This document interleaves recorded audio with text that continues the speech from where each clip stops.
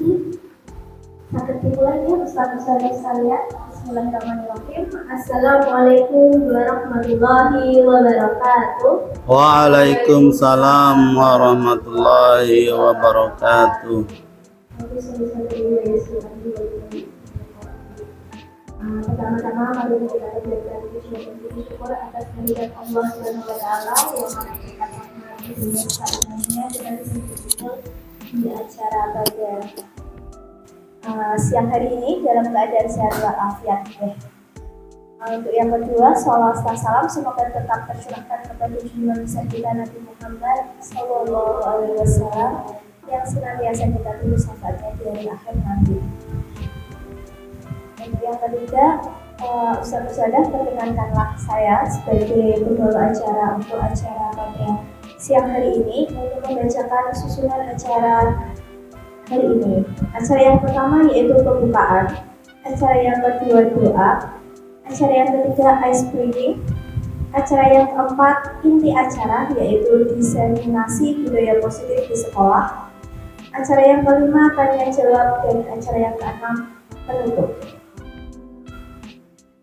Langsung saja kita mulai untuk acara yang pertama yaitu pembukaan. Mari kita buka acara pada siang hari ini dengan membaca surat Al-Fatihah bersama-sama. A'udzu billahi minasy syaithanir rajim. Bismillahirrahmanirrahim. Alhamdulillahi rabbil alamin. Ar-Rahmanir Rahim. Maliki yaumiddin. Iyyaka na'budu wa iyyaka nasta'in. Ihdinas siratal mustaqim. Siratal ladzina an'amta 'alaihim ghairil maghdubi 'alaihim waladdallin. Amin. Semoga dengan dibacakannya surat Al-Fatihah ini menambah keberkahan, kelancaran untuk acara kita siang hari ini. Untuk acara yang kedua yaitu doa yang akan dipandu oleh Ustaz Ma'ruf. Kepada beliau Ustaz Ma'ruf kami persilahkan.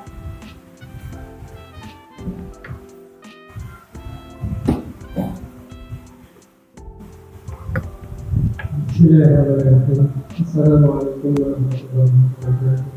Waalaikumsalam warahmatullahi wabarakatuh. Rabbana atina fid dunya hasanah wa fil akhirati hasanah wa qina adzabannar. Wa sallallahu ala Muhammad walhamdulillahi rabbil alamin.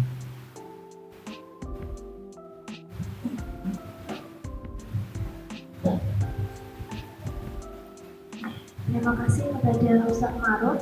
Untuk acara yang selanjutnya yaitu ice breaking yang akan dipandu oleh Ustaz Sudres. Kepada beliau Ustaz Sudres kami persilahkan.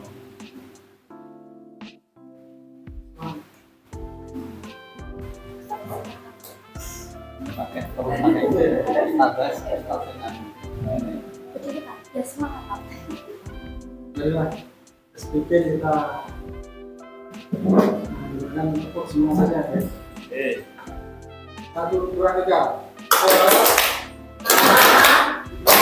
Semangat. Ulangi sekali lagi.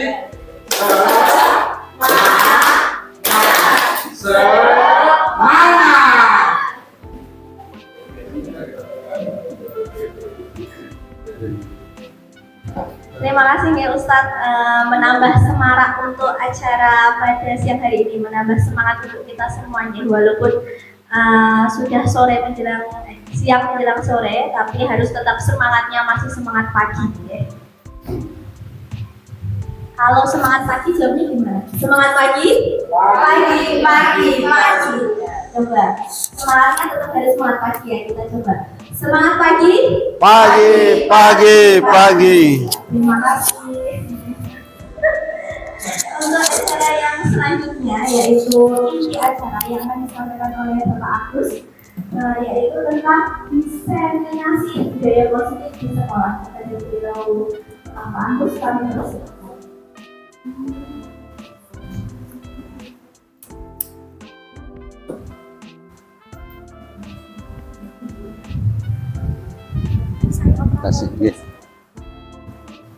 Terima kasih atas waktu yang diberikan.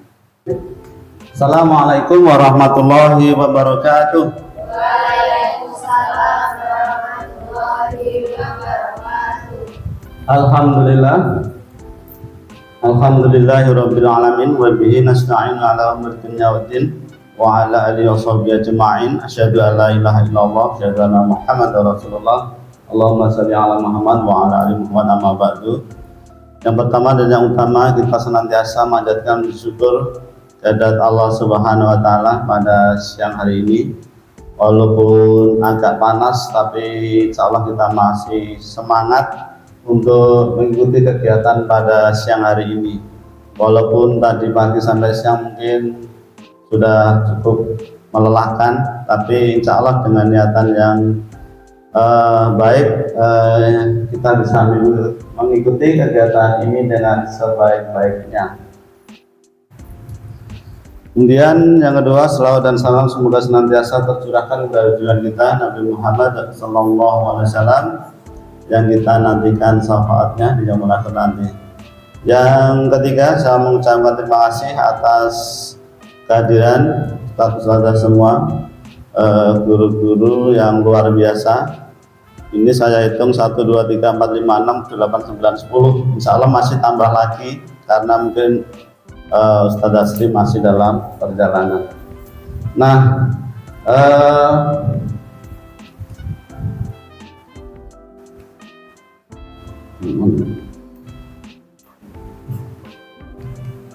ini ucapan salam saya. Assalamualaikum warahmatullahi wabarakatuh. Saya Agus Margianta SPD, guru SMP Negeri 2 Karangpanang, Sragen, Jawa Tengah. Calon guru penggerak angkatan 10. Perkenalkan, samping kiri saya adalah Nursari Hilda S. Septiana. Nursari Hilda Septiana, Ibu Nursari Hilda Septiana ini adalah pengajar praktek. Dia guru SD Kedawung, mungkin ada yang kenal nih. Kemudian di samping kanan saya ada Ibu Isminatun, fasilitator. Beliau juga guru SMP, tinggal di Kartosuro. Selamat datang guru hebat, mari belajar bersama, berkolaborasi, saling mendukung guna terwujudnya budaya positif di sekolah kita. Nah, pada kesempatan kali ini kegiatan kita adalah diseminasi.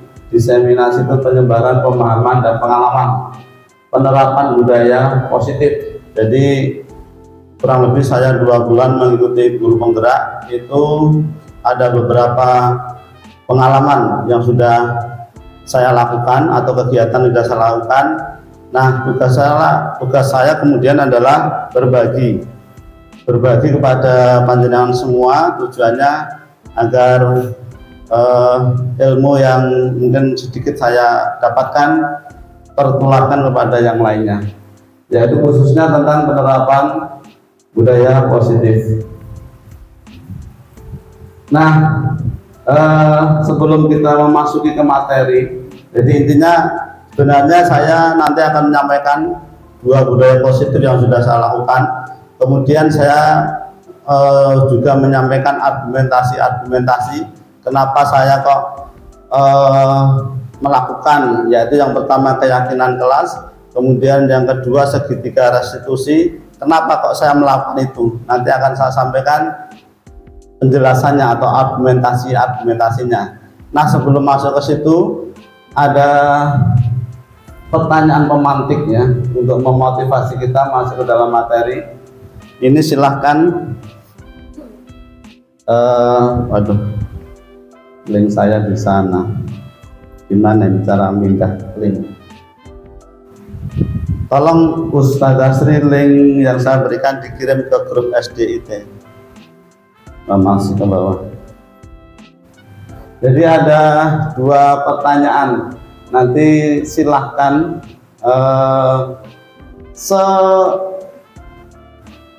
sebisanya, ya, sebisanya, karena saya ingin tahu mungkin sejauh mana panjenengan mengenal Merdeka Belajar, karena ini adalah mungkin sudah tidak asing lagi istilah ini bagi kita, gitu kan? Sudah nggak asing lagi. Cuma untuk menyegarkan ingatan kita tentang Merdeka Belajar, nanti akan saya bagikan link di WA Group. Silakan nanti diisi atau dijawab sesuai dengan pemahamannya masing-masing. Ya, tidak harus japlaan, nggak apa-apa, berbeda nggak apa-apa ya, salah nggak apa-apa, tidak ada yang salah. Ini adalah pemahaman masing-masing, sehingga nggak usah takut untuk menjawab. Silakan Ustazah, coba dibuka WA grupnya, ada link, coba diklik.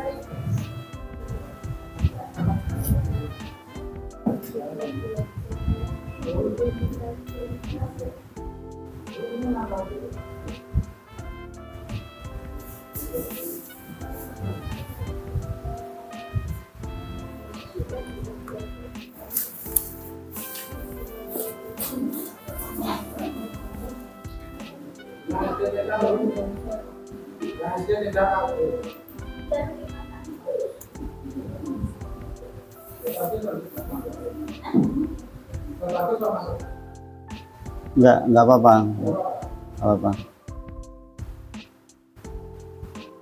Saya sudah ada di sini.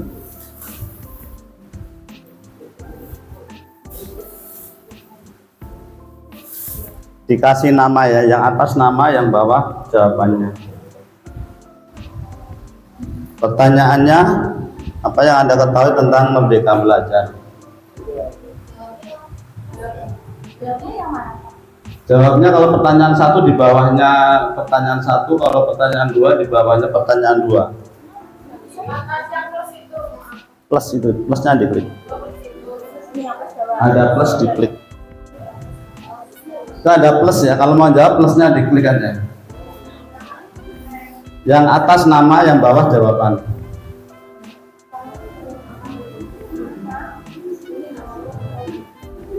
Ini pertanyaannya yang pertanyaan 1 saja enggak apa-apa. Pertanyaan 2 karena mengingat waktu, kelihatannya kita sudah agak banyak waktunya.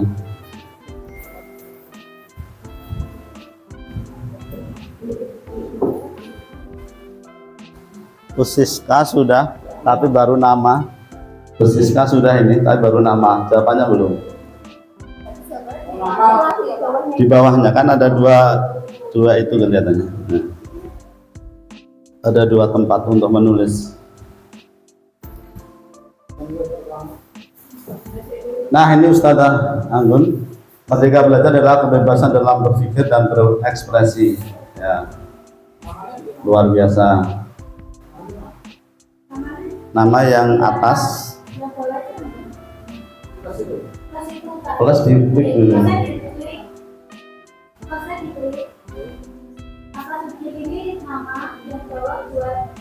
Jawabannya. Ya.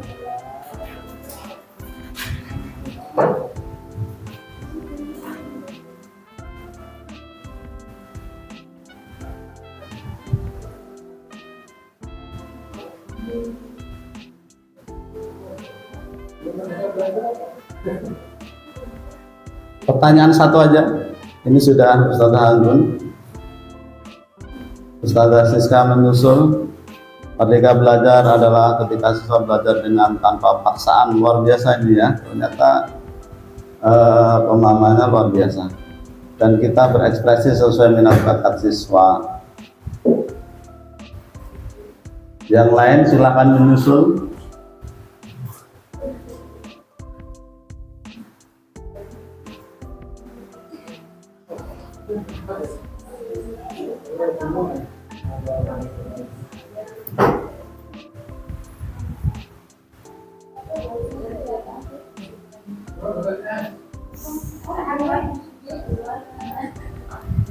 Sekalian saya bacakan untuk Ustantri. Merdeka Belajar adalah belajar yang disesuaikan dengan minat dan cara belajar anak. Gus Ayu, siswa memiliki kebebasan untuk berpikir dan berekspresi dengan diharapkan siswa menjadi lebih aktif lagi dalam kelas.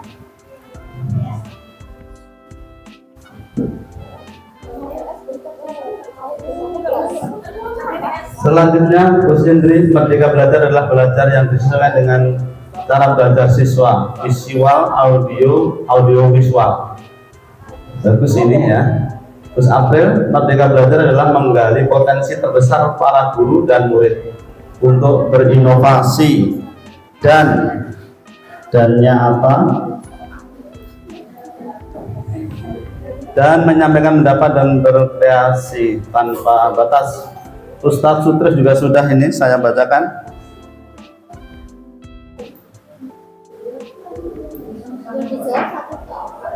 Ya, Merdeka Belajar merupakan tempat untuk mencurahkan ide-ide bagi siswa sesuai dengan bakatnya. Merdeka Belajar adalah ketika siswa tidak berkeberatan untuk belajar yang tidak sesuai dengan keinginannya. Oke, sudah banyak ini ya. Kita cukupkan untuk pertanyaan romantiknya. Kita kembali ke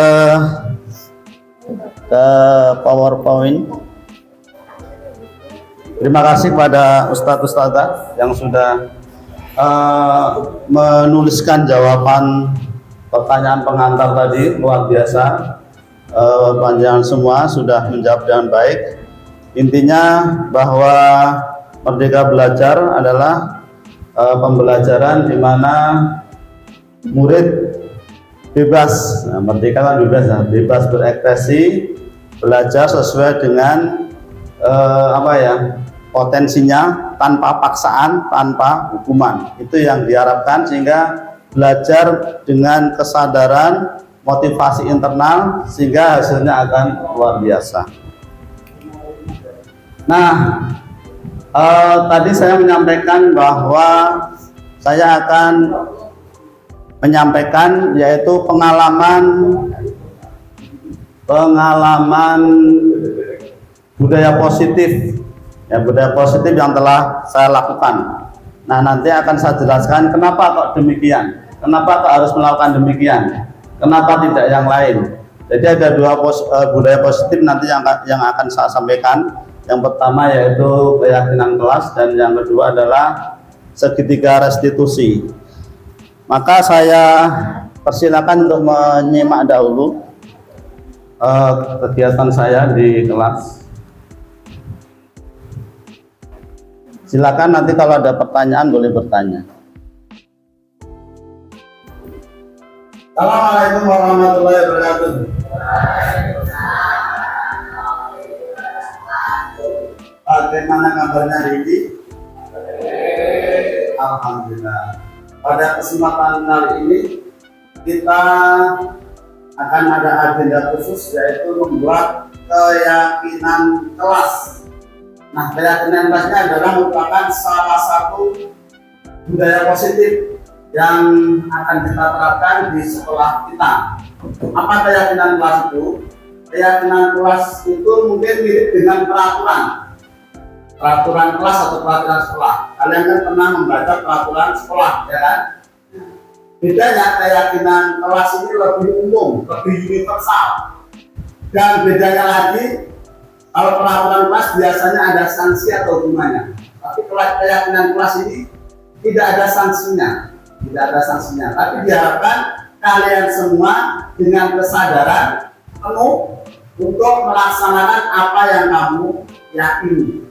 Gitu ya. Nah, keyakinan ini nanti berupa nilai-nilai yang positif, nilai-nilai yang baik.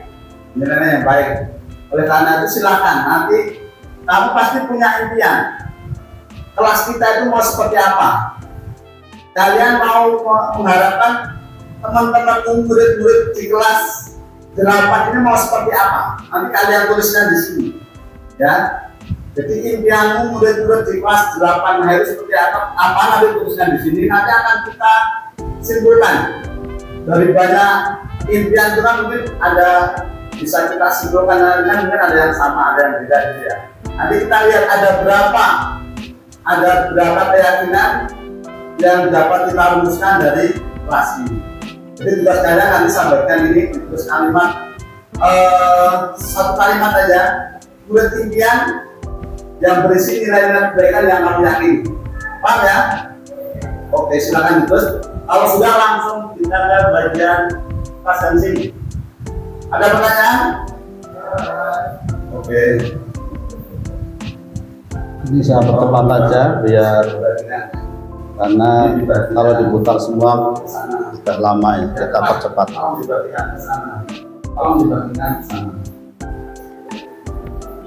Silakan yang sudah dapat langsung ditulis kalimatnya, kemudian segera ditempel di sebelah sini. Selanjutnya itu adalah proses anak-anak menulis keyakinan yang dia inginkan.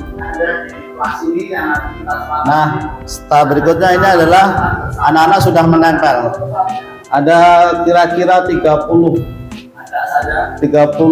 ini karena siswanya 32. Ada 32 keyakinan kelas yang merupakan impian setiap murid. Jadi dia menginginkan kelasnya seperti apa, itu dituliskan dalam satu kalimat. Kemudian ini adalah proses menyimpulkan, karena beberapa keyakinan kelas itu kan mirip atau hampir sama, maka dikelompokkan. Nah, singkat cerita, setelah kita kumpulkan ternyata ada 4 keyakinan kelas yang disepakati bersama. Nah, kalau sudah seperti itu, ya itu nanti kemudian kita tuliskan dalam poster, kita tempelkan di dinding kelas, kemudian ditandatangani oleh semua siswa.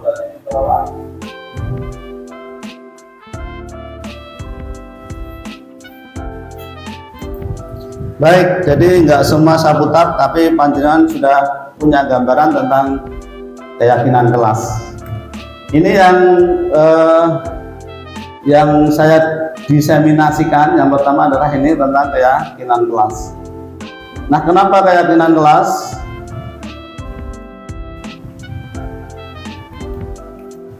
Ada konsep-konsep yang mendasari keyakinan kelas.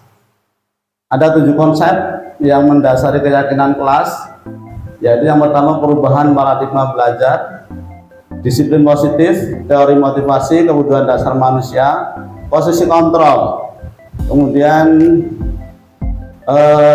keyakinan kelas itu sendiri, dan penerapan segitiga restitusi.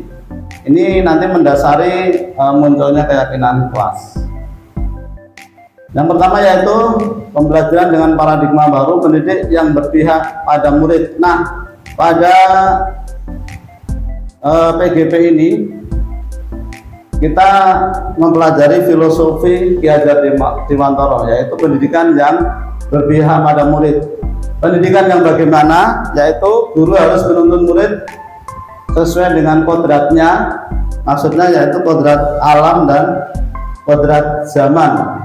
Tadi Ustadz-ustadzah banyak yang juga menuliskan bahwa Merdeka Belajar itu belajar sesuai dengan minat bakatnya, sesuai dengan gaya belajarnya.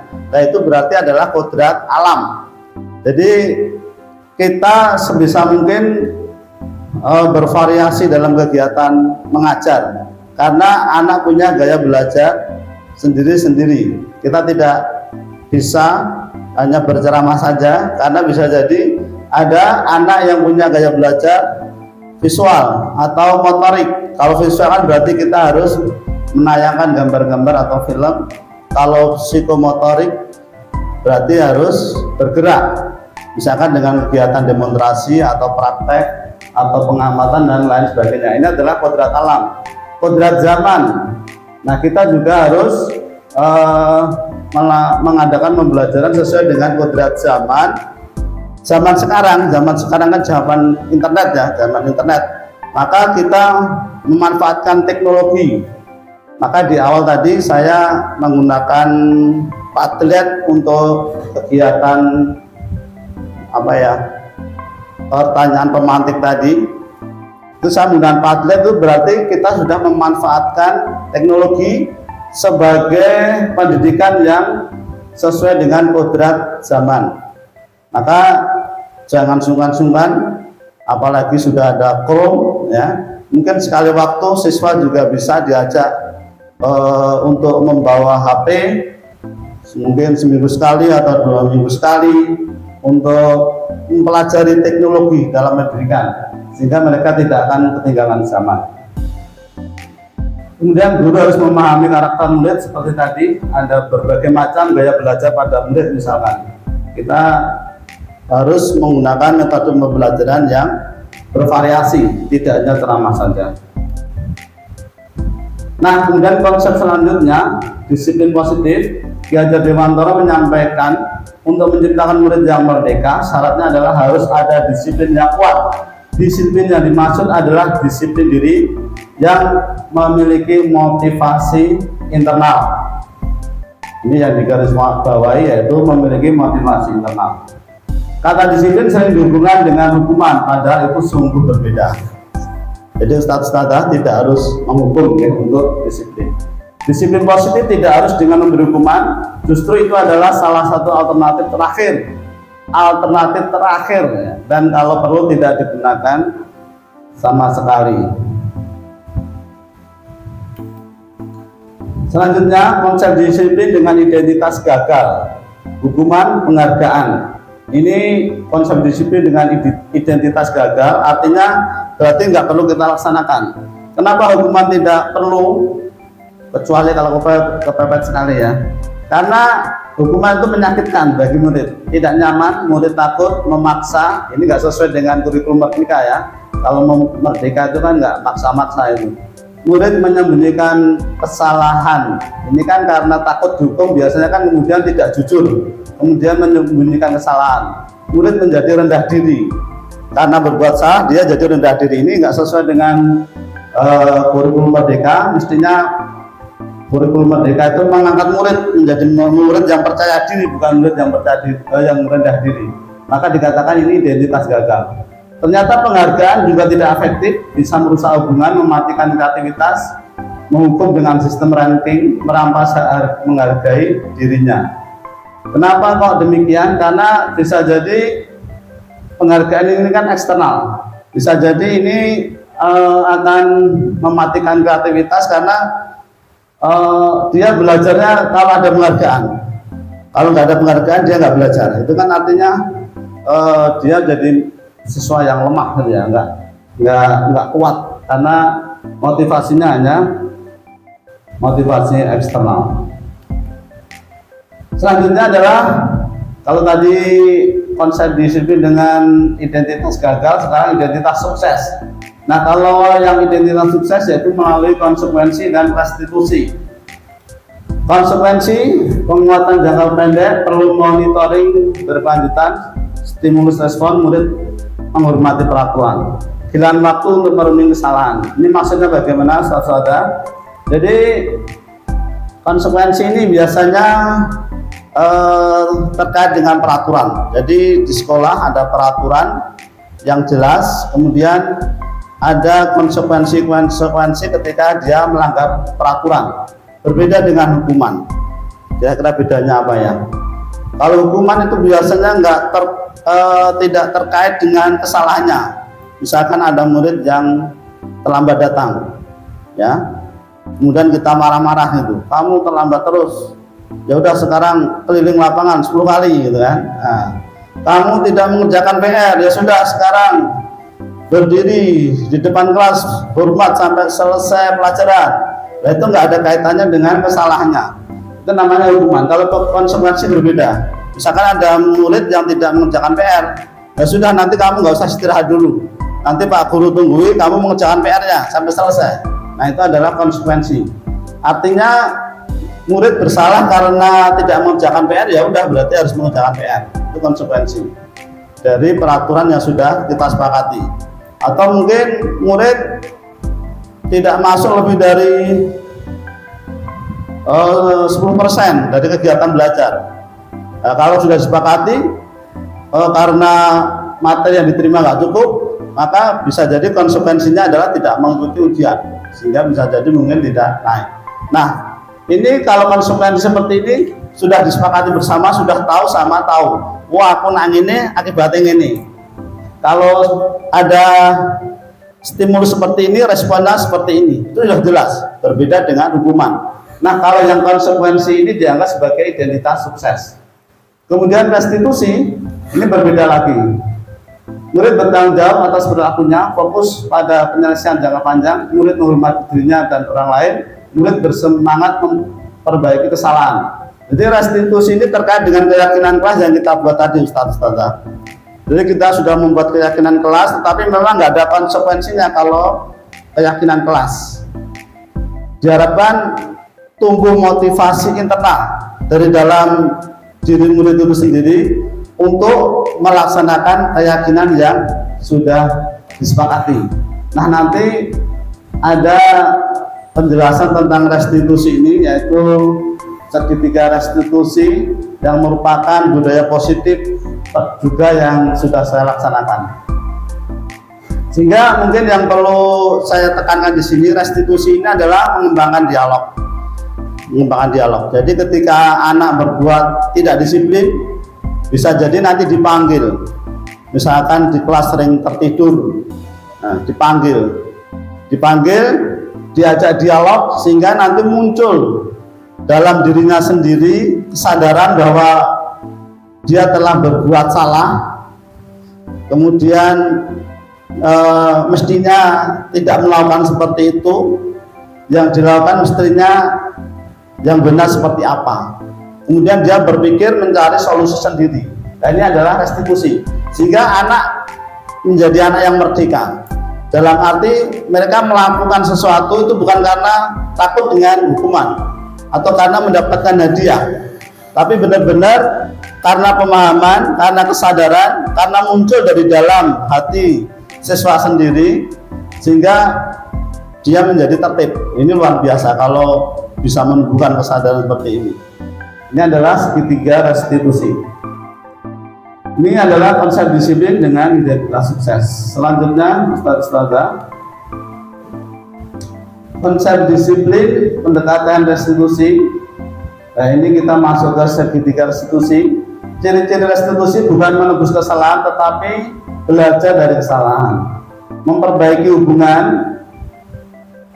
tawaran bukan paksaan, menuntun untuk melihat ke dalam diri, mencari kebutuhan dasar yang mendasari tindakan, menguatkan dan fokus pada solusi.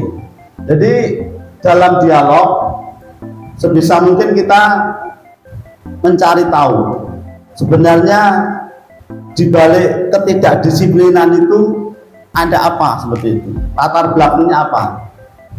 Biasanya adalah ada kebutuhan dasar yang tidak terpenuhi.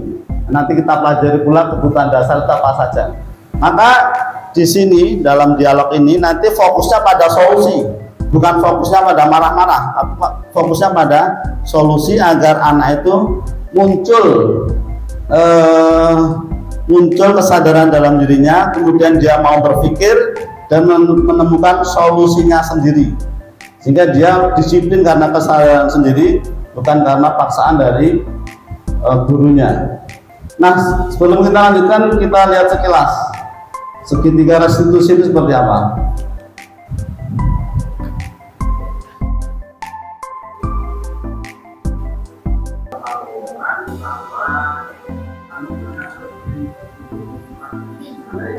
Ini siswa, ini kasusnya siswa yang sering tertidur di kelas, sehingga saya panggil untuk berdialog.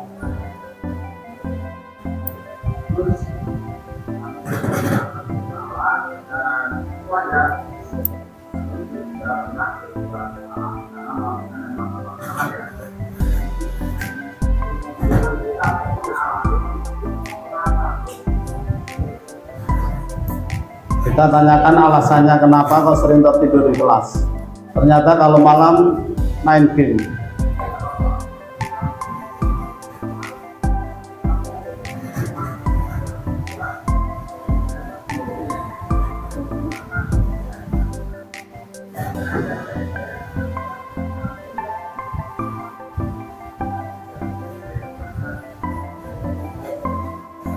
Nah, ini saya menanyakan keyakinan kelas apa yang telah dilanggar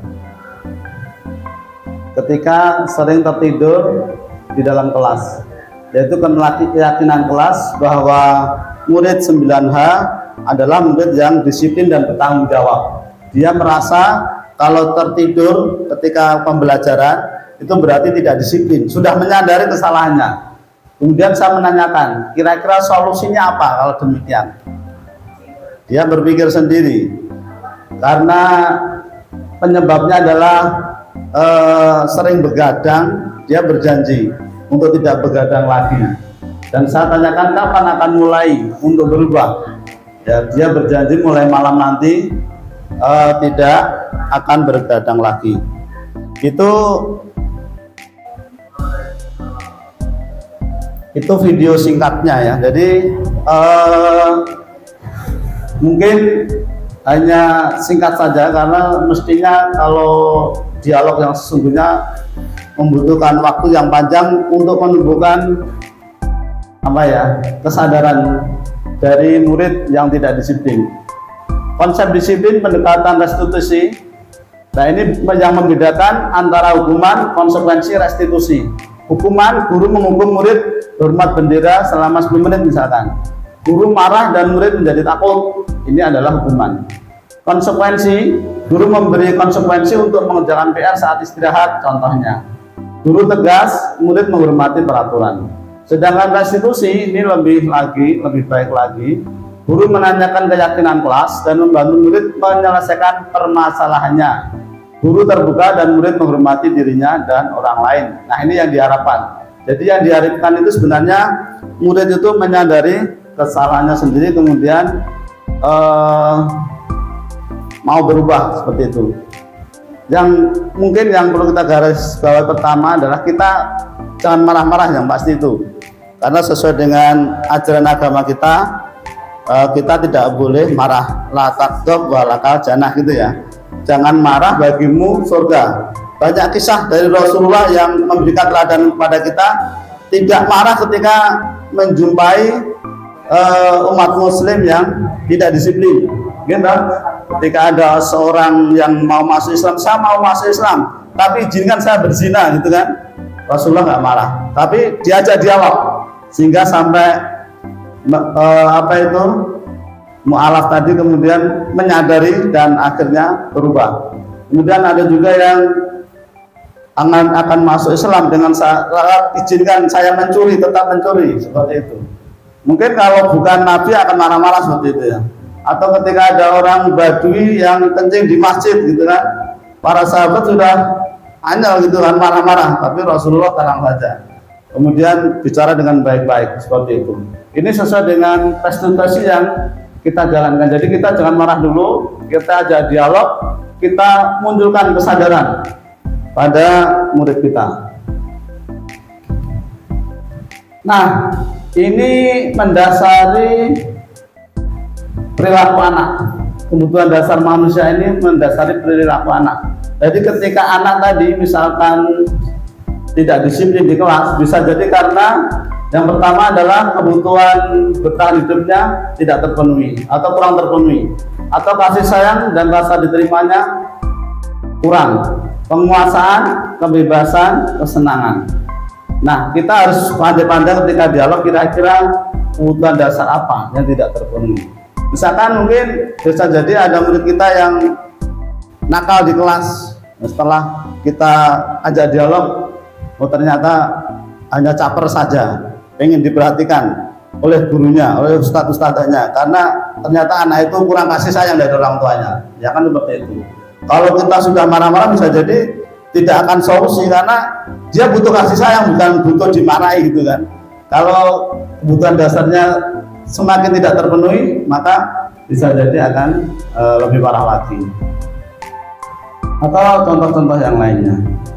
Nah, ini motivasi perilaku manusia yang mendasari perilaku termasuk murid kita. Yang pertama yaitu untuk menghindari ketidaknyamanan atau hukuman. Yang kedua untuk mendapatkan imbalan atau penghargaan dari orang lain. Kemudian yang ketiga untuk menjadi orang yang diinginkan dan menghargai diri sendiri dengan nilai yang mereka percaya. Nah, ini motivasi yang mendasari perilaku murid kita, terutama murid yang tidak disiplin atau yang disiplin. Kenapa kok mereka berbuat demikian? Nah, Faktornya ada motivasi internal dan eksternal. Nah, kita berharap mereka disiplin bukan karena motivasi eksternal, bukan karena hukuman atau bukan karena ingin mendapatkan penghargaan atau hadiah. Karena itu motivasi yang lemah, selemah-lemah motivasi. Maka yang benar seperti apa? Yang benar adalah motivasi internal. Cerminan murid merdeka. Nah, ini yang diharapkan dari kurikulum merdeka. Murid kita itu memiliki motivasi internal, kesadaran diri ketika dia belajar, ketika dia berbuat disiplin itu bukan karena hukuman atau bukan karena ingin dapat penghargaan. Meresek ya. Tapi benar-benar kesadaran ini luar biasa. Kalau bisa kita menumbuhkan motivasi internal. Jadi kalau dalam bahasa kita mungkin murid yang ikhlas. Ikhlas itu kan energi yang paling luar biasa. Kalau kita sudah bisa menciptakan murid yang ikhlas, jadi motivasi internal yang muncul, dia disiplin itu bukan karena hukuman atau bukan karena iming-iming hadiah, ini adalah luar biasa. Sehingga ketika ada dan tidak ada hadiah, ada dan tidak ada hukuman, ada dan tidak ada ustadzah, ada dan tidak ada kepala sekolah, dia tetap menjadi murid yang baik. Nah, ini posisi kontrol yang bisa kita perankan ketika murid kita tidak disiplin atau berperilaku tidak baik. Ini yang ada di sekitar kita. Kita berada di posisi mana, gitu kan? Kita berada di posisi mana? Contoh penerapan 5 posisi kontrol. Kasus murid beberapa kali tidak menjalankan tugas.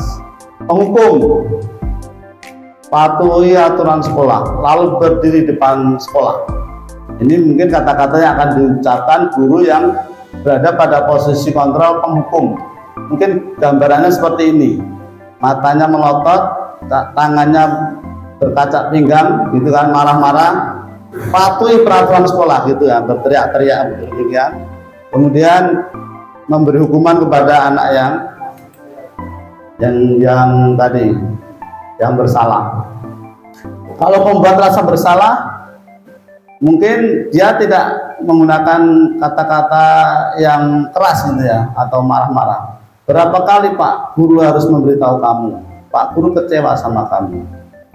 Kemudian kalau posisi kontrol teman, ayolah yang tertib, buat Pak Guru bangga. Kali ini tidak apa-apa kamu salah. Kemudian kalau posisi pemantau, kamu sudah melanggar apa? Kamu sudah melanggar apa peraturan dan konsekuensinya. Jadi sudah ada peraturan yang disepakati dan konsekuensi yang disepakati, sehingga otomatis dia harus merespon terhadap kesalahan yang dilakukan. Kemudian posisi manajer, ini posisi yang diharapkan, yaitu biasanya yang kita sampaikan, apakah kamu tahu kesalahanmu, kira-kira bagaimana kamu akan memperbaiki kesalahan ini. Jadi kita mencoba untuk menumbuhkan pemikiran dari murid kita yang tidak disiplin, kira-kira dia bisa nggak mencari solusi terhadap kesalahan. Karena kita berharap solusi itu muncul dari mereka sendiri, sehingga menjadi motivasi internal. Ini posisi yang diharapkan, posisi manajer ketika kita menghadapi murid yang tidak disiplin. Posisi manajer itu yang bawah, bukan yang atas nih. Kalau yang atas ini posisi penghukum, nah ini orangnya marah-marah. Kalau manajer kan tersenyum dan santai gitu. Apakah posisi di mana guru berbuat sesuatu bersama dengan murid? Mempersilahkan murid mempertanggungjawabkan perilakunya, mendukung murid agar dapat menemukan solusi atas permasalahannya sendiri. Kemudian guru menginginkan murid-muridnya menjadi manusia yang merdeka, mandiri dan bertanggung jawab. Maka guru manajer akan mengacu pada restitusi yang dapat menjadikan murid sebagai seorang manajer bagi dirinya sendiri.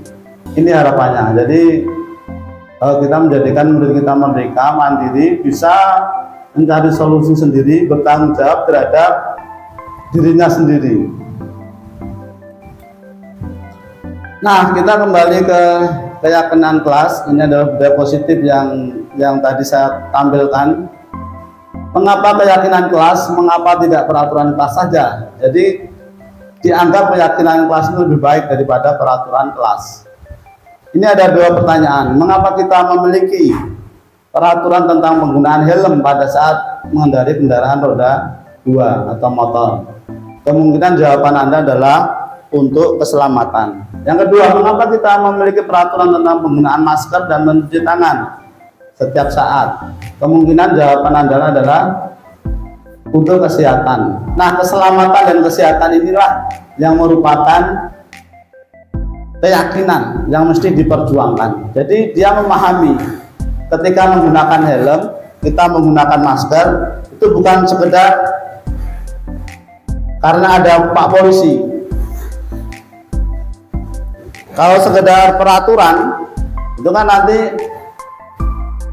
pakai helmnya kalau ada polisi. Kalau nggak ada polisi tidak pakai helm. Padahal sebenarnya adalah helm itu sebenarnya tujuannya untuk keselamatan. Sehingga mestinya ada dan tidak ada polisi menggunakan helm ketika naik motor. Pembentukan keyakinan kelas bersifat lebih abstrak daripada peraturan yang lebih rinci dan konkret. Keyakinan kelas berupa pernyataan-pernyataan universal. Tadi di video juga saya sampaikan, ketika saya bertemu dengan murid, ketika membentuk keyakinan kelas, kamu tuliskan satu kalimat, impian kalian, ingin dibawa kemana kelas kita, ingin seperti apa kelas kita, itu dengan menggunakan kata-kata yang universal. Saya selesaikan ya. Pernyataan keyakinan kelas senantiasa dibuat dalam bentuk positif. Keyakinan kelas hendaknya tidak terlalu banyak sehingga mudah diingat dan dipahami oleh semua warga kelas. Kalau yang saya contohkan tadi dari 32 kalimat, saya rangkum menjadi 4 keyakinan kelas saja. Yaitu intinya tentang disiplin, kemudian tentang ketakwaan, disiplin, ketakwaan, kebersihan.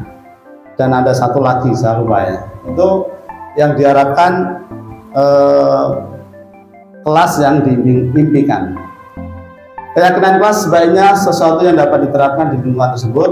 Semua warga kelas hendaknya ikut berkontribusi dalam pembuatan keyakinan kelas lewat kegiatan curah pendapat. Tadi saya kumpulkan anak-anak itu, jadi semua warga kelas kita libatkan. Semua dipersilakan membuat impian kelasnya yang seperti apa, kemudian kita simpulkan dan kemudian ditandatangani, semuanya tanda tangan. Jika itu sebagai kesepakatan bersama. Jika kalau sudah menjadi kesepakatan tentunya akan dilaksanakan oleh semua warga kelas. Nah, tahapan pembentukan keyakinan kelas seperti apa? Lihat daftar kebajikan yang telah disusun bersama. Nah, tadi siswa-siswa menyusun kebajikan-kebajikan yang diinginkan. Tentukan nilai-nilai kebajikan yang ingin dijadikan perhatian utama di sekolah Anda. Bisa jadi nilai-nilainya banyak. Nah, bisa jadi nilai-nilai banyak, tidak harus semuanya ditampilkan, gitu kan? Tapi kebetulan kalau di kelas saya tadi ada 4 nilai-nilai kebajikan. 3, sempurnakan beberapa daftar nilai-nilai kebajikan yang utama, bahas kembali dalam kelompok utama. Buatlah poster atau muat di sosial media keyakinan sekolah atau kelas Anda. Jadi keyakinan kelas seperti yang saya contohkan tadi, kalau di kelas saya tadi ada 4 ya, ada 4 keyakinan kelas. Itu kemudian bisa dibuat poster, ya, bisa dibuat poster, kita tempelkan, dibuat yang menarik sehingga akan dibaca setiap hari dan akan selalu ingat dan dilaksanakan. Selanjutnya itu tentang keyakinan kelas. Yang terakhir yaitu tentang segitiga restitusi yang tadi sudah saya tampilkan. Kasusnya tadi adalah ada anak yang tidak disiplin, yaitu sering tertidur di dalam kelas. Nah, kita menggunakan segitiga restitusi ini untuk mengatasi masalah tersebut. Apa segitiga restitusi? Yaitu sebuah pendekatan dalam disiplin positif yang bertujuan untuk membantu individu memperbaiki kesalahannya dan membangun karakter yang lebih kuat. Segitiga restitusi guru yang memiliki posisi kontrol sebagai manajer. Nah, ini posisi kontrolnya itu kalau segitiga restitusi adalah kita sebagai manajer akan menjalankan segitiga restitusi dalam menghadapi murid yang tidak disiplin, yaitu meliputi menstabilkan identitas, validasi tindakan yang salah, menanyakan keyakinan. Ini nanti kita bahas. Hasil dari segitiga restitusi ini diharapkan tercipta murid yang mandiri dan bertanggung jawab. Ini digarisbawahi, murid yang mandiri, bukan murid yang terjajah, bukan murid yang tidak merdeka, gitu ya. Tahapannya, nah ini segitiga restitusi bentuknya segitiga karena memang ada 3 tahapan. Tahapan yang paling dasar adalah ini, kemudian validasi, kemudian menanyakan keyakinan. Kita bahas satu persatu, status tanda. Menstabilkan identitas bertujuan untuk mengubah identitas anak dari orang yang gagal karena melakukan kesalahan menjadi orang yang sukses. Ini yang kita garis bawahi. Jadi karena kita berdialog, kita ngobrol baik-baik, tidak marah-marah gitu, sehingga kita bombong bahwa berbuat salah itu adalah hal yang biasa, sehingga mereka tidak takut dulu, kemudian dia tidak down dulu, dia tidak merasa gagal dulu. Agar tidak terjadi hal buruk, kita sebaiknya membantu anak untuk tenang dan kembali ke suasana hati di mana proses belajar dan penyelesaian masalah bisa dilakukan. Karena bisa jadi kalau kita sudah marah-marah, kemudian anak merasa bersalah, kemudian akan merasa terkucilkan. Nah, ini yang tidak diinginkan. Jadi kita berharap walaupun dia berbuat salah, tapi tetap bisa kembali ke komunitasnya untuk belajar kembali. Akan berbeda kalau kita memposisikan diri sebagai penghukum. Bisa jadi nanti anak akan merasa gagal, kemudian dia minder dan tidak mau berinteraksi dengan teman-temannya. Langkah yang kedua, validasi tindakan yang salah. Setiap tindakan pasti ada tujuannya. Jadi kita menanyakan, kok kamu berbuat seperti itu sebenarnya kenapa? Gitu kan? Kita mengorek kira-kira alasannya apa. Kalau kita mengetahui kebutuhan dasar apa yang mendasari tindakan, maka kita akan bisa menemukan solusi yang efektif. Ya. Jadi kira-kira kebutuhan dasar apa yang tidak terpenuhi. Kadang-kadang anak itu pengen memenuhi kebutuhan dasarnya, tapi caranya salah. Nah, itu yang jadi masalah. Mestinya ketika misalkan misalkan dia kebutuhan dasarnya yaitu bertahan hidup, jadi dia nakal, sering memalak temannya atau merebut makanan temannya, ya itu dia karena mungkin setelah dialog kita ketahui, oh ternyata kalau pagi nggak dikasih bekal sama orang tua. Nah seperti itu karena kebutuhan dasar yang tidak terpenuhi, maka kita arahkan, kamu punya alasan seperti itu memang tidak 100% salah, tapi mestinya gitu kan, kita mestinya ada tindakan yang lain yang lebih baik, karena kemerdekaan kita itu juga ada kemerdekaan orang lain. Jangan sampai kita berbuat sesuatu kemudian merebut kemerdekaan orang lain. Itu yang harus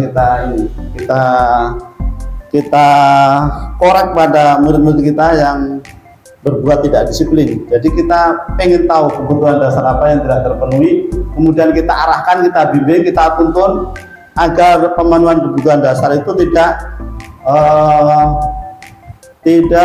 kemudian mengambil hak orang lain atau kemudian tidak mengganggu kemerdekaan orang lain. Karena yang berhak merdeka kan tidak hanya dia sendiri, semua itu adalah ingin menjadi murid yang merdeka. Seorang guru harus berpikir proaktif yang mengenali tujuan dari setiap tindakan. Restitusi tidak menyatakan bahwa melanggar aturan adalah sikap yang baik. Saya ulangi, restitusi tidak menyatakan bahwa melanggar aturan adalah sikap yang baik. Tapi dalam restitusi, guru harus memahami alasannya dan paham bahwa setiap orang pasti akan melakukan yang terbaik di waktu tertentu. Jadi kita harus menyadari sebenarnya mereka itu juga sudah merasa berbuat baik gitu ya. Cuma ya itu tadi, mungkin karena pemahamannya atau mungkin pengetahuannya, wawasannya, sehingga untuk memenuhi kebutuhan dasarnya dia melakukan tindakan yang tidak benar. Itu yang jadi tugas kita untuk menuntun mereka. Nah, kemudian langkah yang terakhir dalam segitiga restitusi, kita menanyakan keyakinan. Merupakan langkah segitiga restitusi yang terakhir, yang berusaha menghubungkan keyakinan anak dengan keyakinan kelas atau keluarga. Tadi kan sudah ada keyakinan kelas, ya kan? Maka kalau kalian berbuat seperti itu, kira-kira ada nggak keyakinan kelas yang telah kamu langgar? Nah, dia akan berpikir, oh iya, aku sudah membuat kesepakatan dengan teman-teman satu kelas, yaitu A, B, C, dan D. Kalau saya berbuat seperti ini, berarti saya melanggar dengan kesepakatan yang saya buat sendiri. Nah, ini nanti akan muncul kesadaran, dia akan berpikir gitu ya. Guru diharapkan bisa menuntun anak untuk mendapat gambaran yang jelas tentang orang seperti apa yang mereka inginkan. Selanjutnya, guru dapat membantu anak-anak tetap fokus pada gambaran tersebut. Ini Ustadz-Ustadzah budaya positif yang saya sampaikan, yang sudah saya laksanakan, memang belum banyak, tapi setidaknya sedikit banyak mungkin bisa bermanfaat bagi kita, yaitu tentang keyakinan kelas dan segitiga restitusi. Artinya bahwa ternyata keyakinan kelas itu dianggap penting, maka perlu kita budayakan, atau mungkin nanti bisa dicoba membuat keyakinan kelas. Kalau mungkin ya kita menuntun. Kalau anaknya mungkin belum mandiri untuk membuat keyakinan kelas, kita menuntun, kita bimbing, sehingga nanti muncul kesepakatan seakan-akan muncul dari kesadaran hatinya sendiri. Jadi keyakinan-keyakinan itu mesti muncul dari mereka sendiri.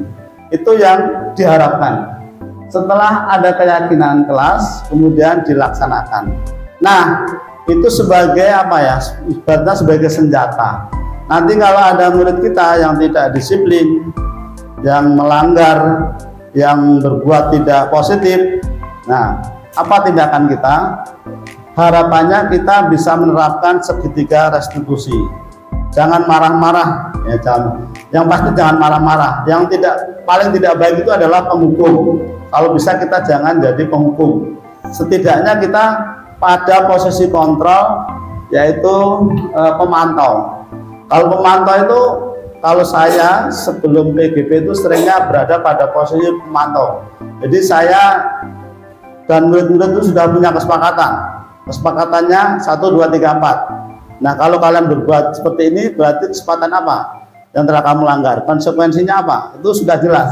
Jadi walaupun saya nggak teriak-teriak, nggak marah-marah, tetapi mereka akan tahu konsekuensinya seperti itu, sehingga mereka akan berpikir dan akan berusaha untuk tidak mengulangi lagi. Itu jadi ada keyakinan kelas, ada segitiga restitusi. Kita kembangkan dialog dengan murid-murid kita, ya, agar kita dekat dengan murid kita. Karena kalau kita marah-marah itu kan biasanya anak tidak suka, ya, bisa jadi anak dendam gitu ya. Karena saya juga pernah menjumpai ada anak yang dihukum kemudian dendam, itu saya pernah dengar seperti itu. Sehingga dia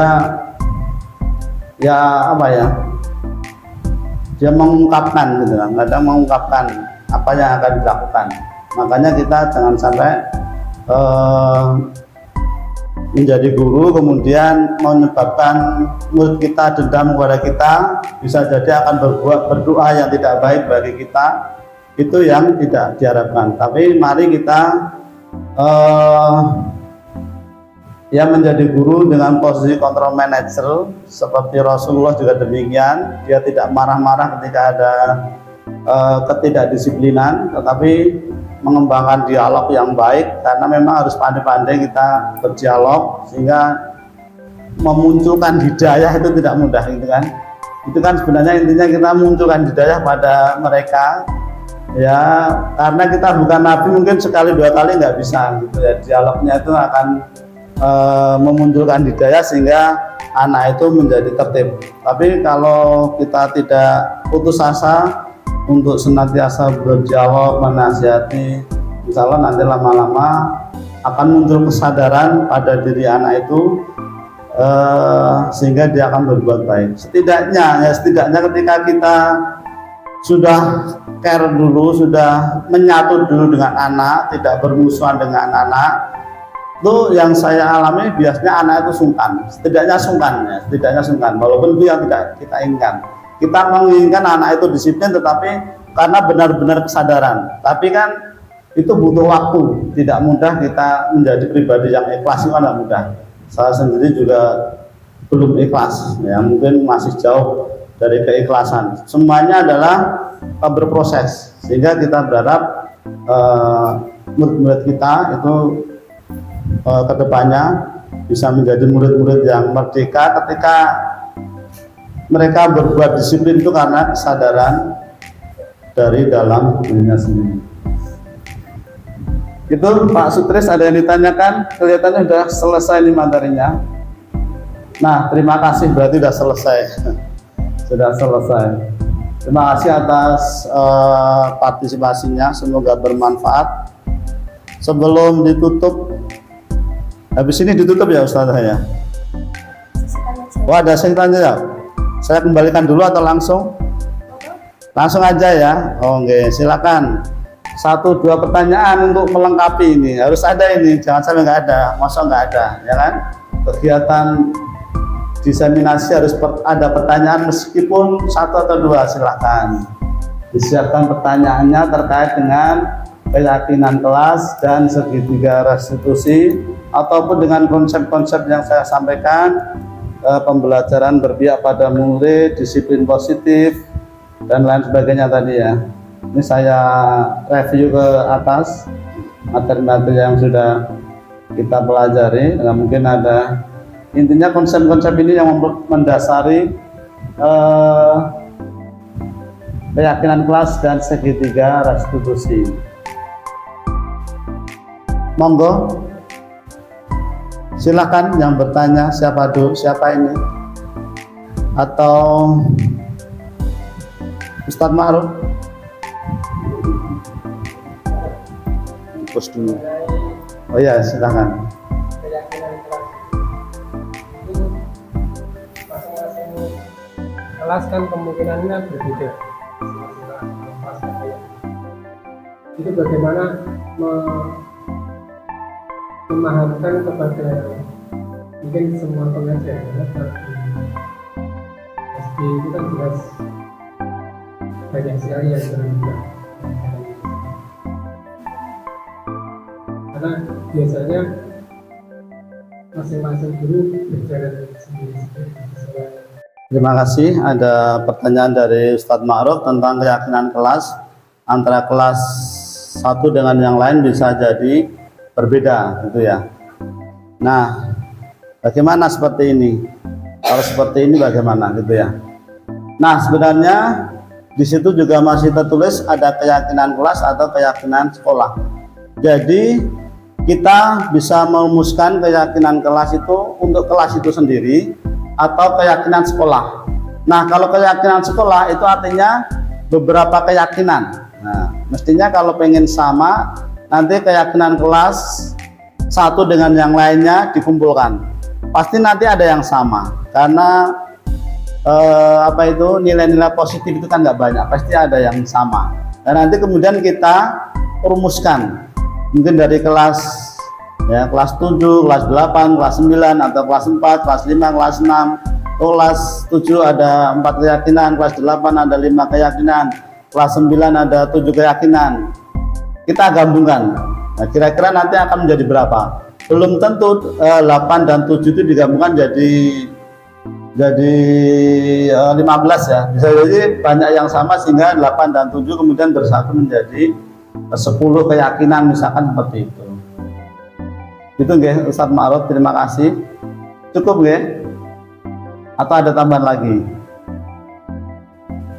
Cukup, silakan. Satu lagi mungkin tentang budaya positif.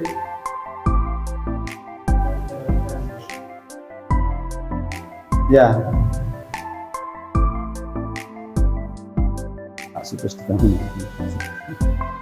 Bentar lagi kita selesai. Satu lagi, silakan Ustaz Andri mungkin. Atau yang lainnya sudah ya? Ya kelihatannya sudah nggak ada. Baiklah, daripada saya paksa nanti malah tidak merdeka. Kalau memang sudah nggak ada ya nggak usah dipaksakan ya. Jadi demikian diseminasi tentang budaya positif, yaitu berupa keyakinan kelas dan segitiga restitusi. Semoga bermanfaat, semoga menginspirasi kita semua, dan semoga bermanfaat bagi kita semua. Baiklah, saya kira cukup dan saya kembalikan kepada pembawa acara untuk ditutup kegiatan diseminasi pada siang hari ini. Terima kasih. Saya kembalikan. Assalamualaikum warahmatullahi wabarakatuh.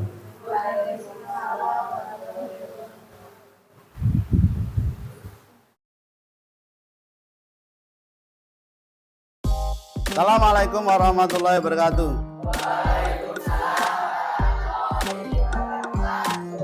Bagaimana kabarnya hari ini? Alhamdulillah. Pada kesempatan kali ini kita akan ada agenda khusus, yaitu membuat keyakinan kelas. Nah, keyakinan kelas ini adalah merupakan salah satu budaya positif yang akan kita terapkan di sekolah kita. Apa keyakinan kelas itu? Keyakinan kelas itu mungkin mirip dengan peraturan kelas atau peraturan sekolah. Kalian kan pernah membaca peraturan sekolah, ya kan? Ya. Bedanya keyakinan kelas ini lebih umum, lebih universal. Dan bedanya lagi, kalau peraturan kelas biasanya ada sanksi atau hukumannya. Tapi keyakinan kelas ini tidak ada sanksinya. Tapi diharapkan kalian semua dengan kesadaran penuh untuk melaksanakan apa yang kamu yakini, gitu ya. Nah, keyakinan ini nanti berupa nilai-nilai yang positif, nilai-nilai yang baik, Oleh karena itu silakan, nanti kamu pasti punya impian. Kelas kita itu mau seperti apa? Kalian mau mengharapkan teman-temanmu, murid-murid di kelas 8 ini mau seperti apa? Nanti kalian tuliskan di sini, ya. Jadi impianmu murid-murid di kelas 8 itu seperti apa? Nanti tuliskan di sini. Nanti akan kita simpulkan. Dari banyak impian itu kan mungkin ada bisa kita simpulkan, nanti kan mungkin ada yang sama, ada yang beda gitu ya. Nanti kita lihat ada berapa keyakinan yang dapat kita rumuskan dari kelas ini. Jadi tugas kalian nanti saya bagikan ini, ditulis kalimat, satu kalimat aja, murid impian yang berisi nilai-nilai kebaikan yang kamu yakini. Paham ya? Oke, silakan ditulis. Kalau sudah langsung ditempel bagian tas yang sini. Ada pertanyaan? Oke. Tolong dibantu, situ dibagikan ya. Ini dibagikan ke sana. Ya cepat, tolong dibagikan ke sana. Silakan yang sudah dapat langsung ditulis kalimatnya, kemudian segera ditempel di sebelah sini. Nanti akan kita simpulkan. Silakan duduk langsung. Sana. Topinya Mas dilepas. Kamu duduk di belakang dulu. Silakan cepat aja yang sudah. Kalau ini lemnya masih basah bisa langsung ditempel. Kalau lemnya habis nanti pakai ini. Terus ke belakang muter-muter gitu nggak apa-apa.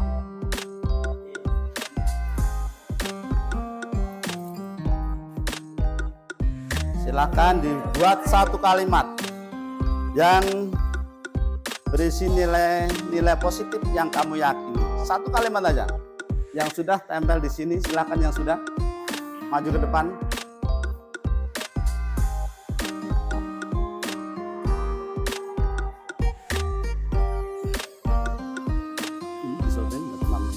Nah.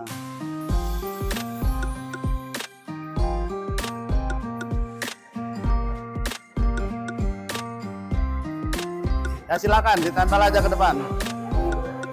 Di sini, yang di sini dulu. Ini nanti untuk kesimpulan.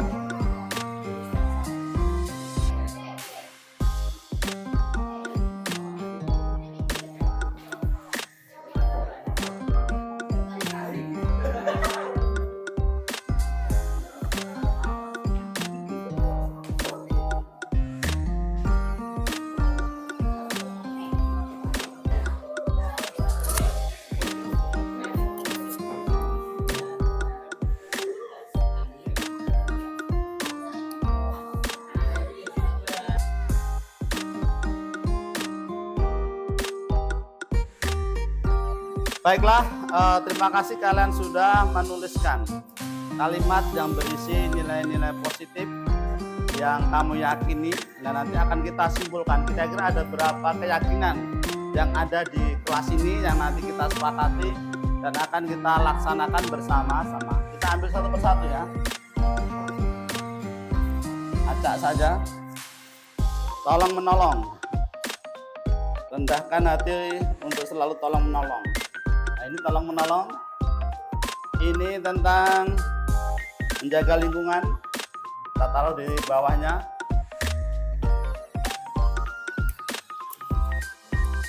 Siswa harus berdoa. Kita berarti berbeda. Ini murid harus saling menyayangi teman. Berarti tolong menolong ya. Sama dengan tolong menolong tadi, nomor berapa tadi? Ini atas ada yang jatuh.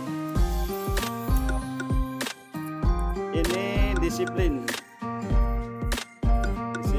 kita masukkan di bawah sendiri. Ini adalah memperhatikan guru, berarti di bawah.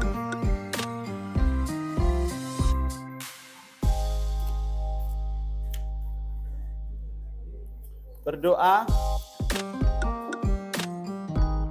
Murid harus menghormati guru, berarti di sini ya.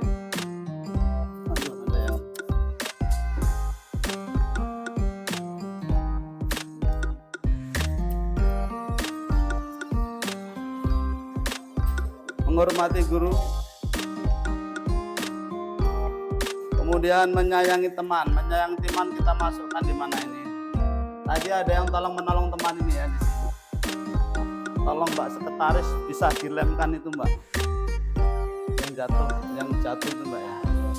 Tadi di sini. Jaga-jaga di situ aja ya. Kalau ada yang jatuh lagi. Siswa disiplin berpakaian. Nah, disiplin kita masukkan di mana ya? Di sini Mbak. Menghormati guru, disiplin di sini.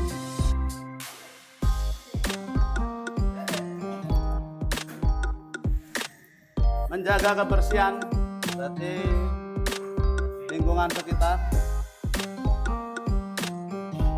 Memperhatikan guru, berarti di sini disiplin.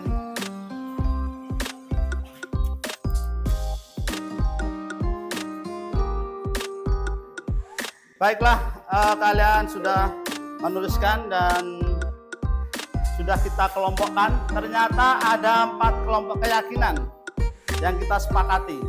Dari banyak kalimat tadi, ternyata ada yang mirip-mirip sama gitu kan, sehingga kita kelompokkan dalam satu kelompok. Intinya ada 4. Yang pertama yaitu tentang karakter, saling menghormati dan menolong dengan temannya. Yang kedua yaitu murid yang menjaga kebersihan. Yang ketiga yaitu murid berdoa, sholat, berarti yang bertakwa. Dan yang terakhir yaitu memperhatikan guru, disiplin belajar. Ini berarti murid yang disiplin dan bertanggung jawab. Ada 4 keyakinan yang bisa kita rumuskan dari kelas ini. Nanti kita tulis dalam satu lembar kertas, kita tanda tangani oleh kalian semua, dan nanti kita sepakati dan kita laksanakan agar kelas impian yang sudah kalian tuliskan itu bisa terwujud. Amin Allahumma. Oke. Karena nanti masih perlu ngetik-ngetik. Jadi untuk tanda tangannya insya Allah lain waktu. Demikian ya. Terima kasih. Kita cukupkan sekian untuk hari ini. Assalamualaikum warahmatullahi wabarakatuh.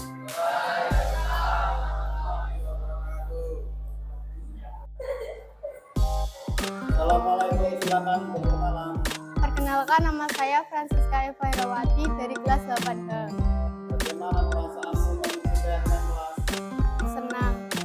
Apakah keyakinan kelas penting? Iya, Kenapa kok penting? karena membuat saya lebih bertakwa. Oke, terima kasih. Perkenalan.